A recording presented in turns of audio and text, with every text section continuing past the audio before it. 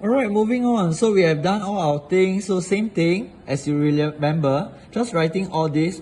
Nettie will not be very happy. She know the total amount, but she don't know what are all this amount. She wouldn't know that what are the things that she have in particular. So obviously it's better to present in a table, just like in this case. And as you see for yourself, in this table, there are a lot of numbers here. And do you realize something? When I sum up my total A and B, when I sum these two numbers up, what do you get? Let's do it now. 22800. And let's go and sum up the items in C, D, and E. What do you get? Go and calculate now. Do you get this number as well? 22800. Eh? They are the same. Why are they the same? Is it a coincidence or is it always like that?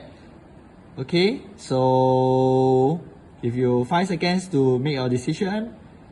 And now I'll review. It is actually a case of being always true, because all this, when you calculate A and B, is your total assets.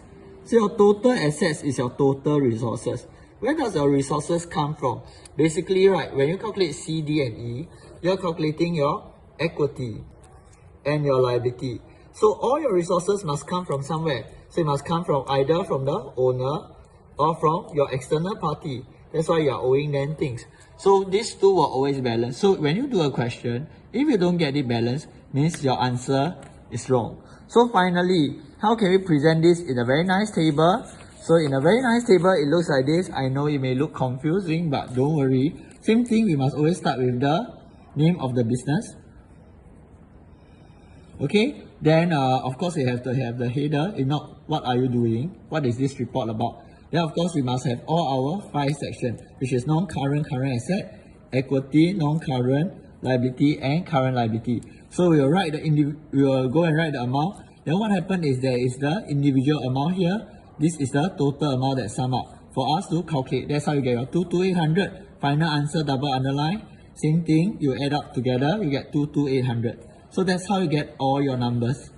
Okay, and then you get full marks. So same thing, it's just like that. Then of course we know that this one we are calculating is total everything, right? So we need to write total asset. Well, this one is total equities and liability. So a little bit add on will be, of course, this entire part in the first part is all your assets, and this entire part in the second portion is your equity and liability. Tell them what you are doing, and then you do your calculation for total.